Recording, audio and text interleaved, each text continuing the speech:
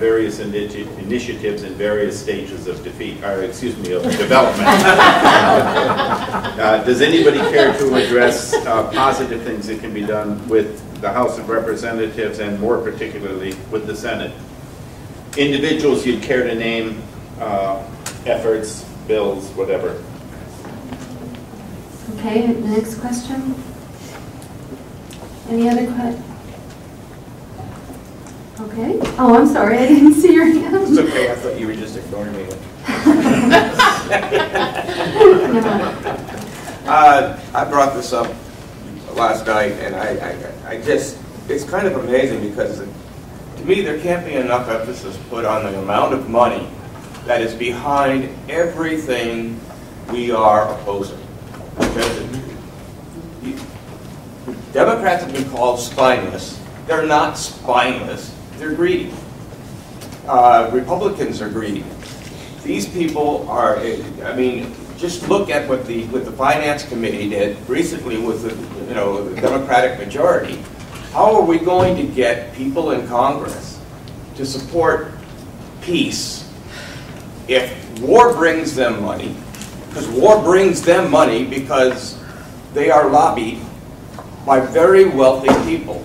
And I just believe if we want to stop war, if we want to get health care for Americans, if we want to do all of these things, we got to take and take corporations, corporate America, we got to rein them people in. We got to rein them in, and we got to go by state and see if there's a charter still active, because in some states there are charters still active.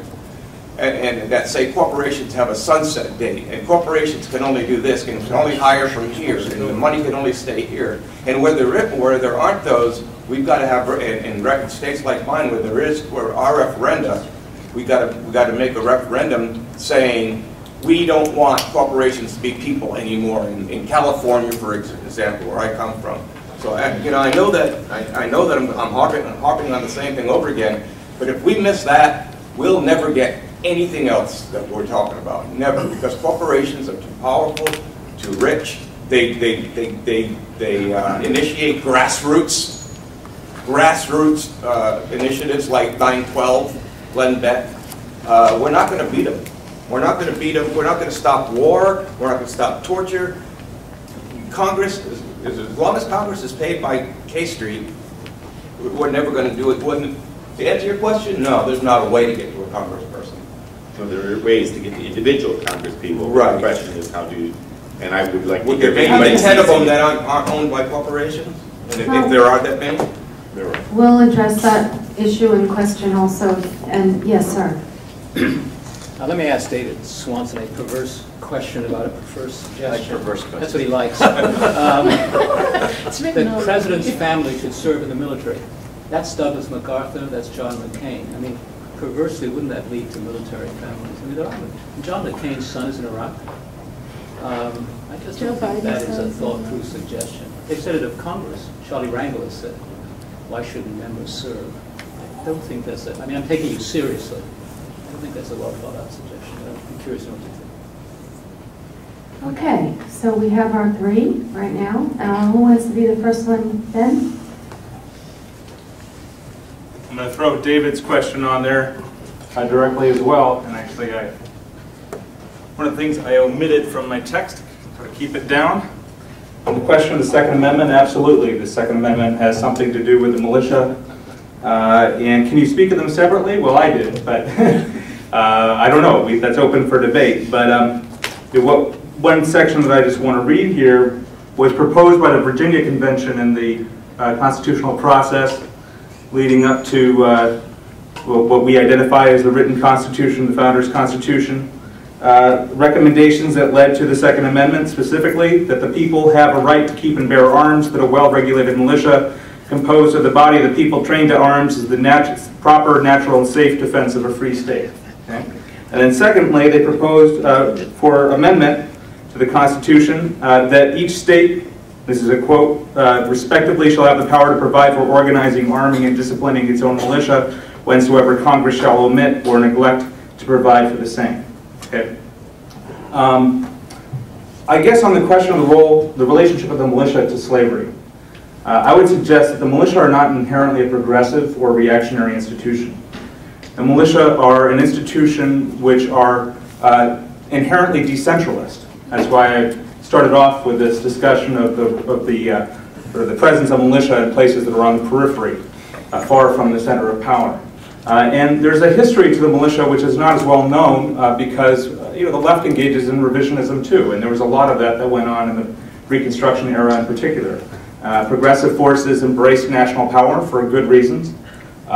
We actually established black Republican militia throughout the South.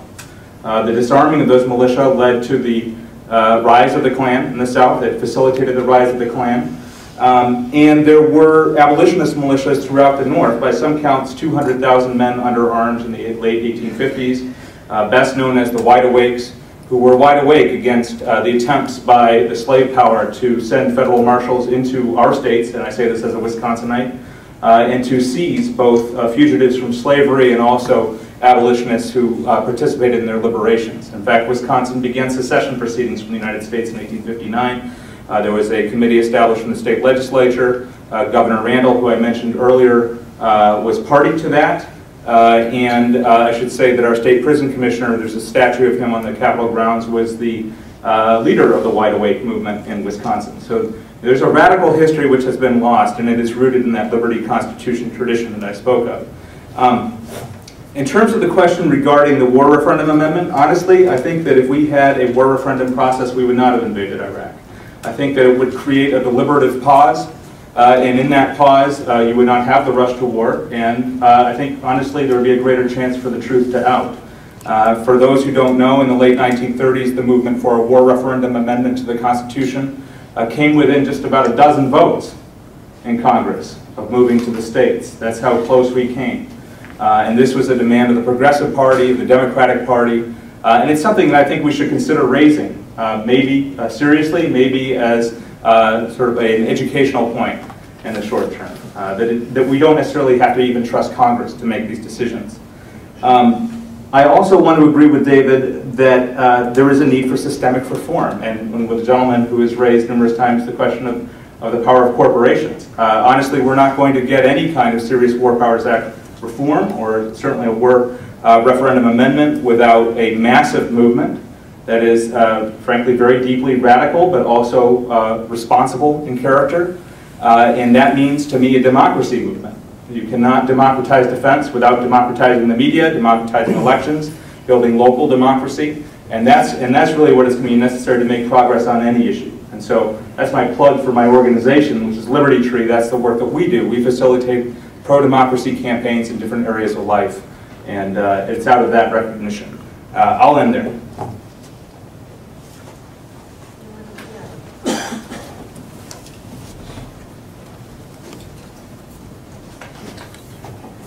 Thanks, Ben, and I actually love your view of militias. I hope we can get there. The positive things and how hopeless and disastrous and bleak everything is kind of questions. This is the #1 question I get most frequently everywhere I go on a book tour all over the country is, what can we do? But that won't do any good. Why do you keep telling us things we can do? That won't work. That's the #1 theme. And it's important to figure out the most likely path to success. But then, the question of whether we're likely to succeed or not is completely irrelevant. It's in fact immoral. I mean, we have an absolute responsibility to do our best, whether things look like we're about to win or we've got decades ahead of us. That's our responsibility. So we should begin, if we want to be strategic about addressing our government in Washington, by dropping all fantasies about either presidents doing things for us or our ability to influence presidents. We should do just about the same with senators. And we should focus on members of the House who, don't take nearly as much money, are not nearly as focused on by the corporate media, don't have the Secret Service, have to come up every 2 years for re-election, have to address their constituents, can't ignore whole regions of their state or country, and we have a fighting shot. And in fact, a handful of people working very, very hard can be an incredible influence on a House member through the local media, through the usual polite forms of lobbying and less polite forms of protest. By being in their face, talking to them literally face to face is a very powerful thing. And at the very least, you improve the caliber of challengers to that person in the next election. Elections being a tool we have to use, among others. But our primary fight has to be in between elections. We did not have a majority against war in Afghanistan before the most recent election. We don't need anybody representing who we were before the most recent election. We have to put our emphasis on after an election. And after you elect somebody you think might be better, that is the very moment you push hardest, you fund and engage in activism for peace and justice. You don't rely on the glue to hold the peace movement together. It isn't going to work. To say, well, let's sit back now and see what they do for a while, is appropriate after a coup, is not appropriate after an election. After an election, you tell them how to represent you. And so Barbara Lee and 21 other Congress members pushing a bill to cut off the funding, at least for escalation of a war, push that hard. And more importantly, push for them to vote no on the funding bills. In June, we needed 39 votes and we got 30. If we could have that situation again, I guarantee we would get 39. We may not get that situation again, we might. But we have to fight for that. And Congressman McGovern's bill that has 100 co-sponsors for an exit plan, any sort of exit plan for Afghanistan, push that hard. Why is your member not signed on to that? What possible excuse? Sit in their office and go to jail until they sign on to that.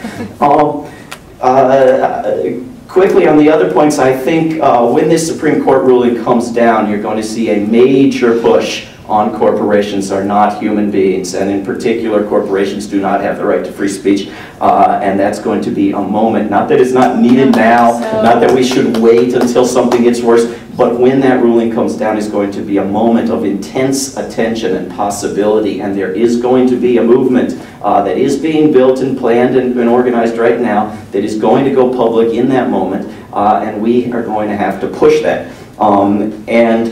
I don't know that requiring family members of top officials to go would prevent all wars, but I think it would be a very strong force, and I think, not that it's easily created, but I think even just the discussion around it is useful, and that family members, children and grandchildren of Congress members and presidents actually serving in wars is the exception, is extreme rarity. And in most cases, the class of people that make the wars and make the laws and make the illegal policies is a completely different class now from the class of people under the law who have to obey the laws.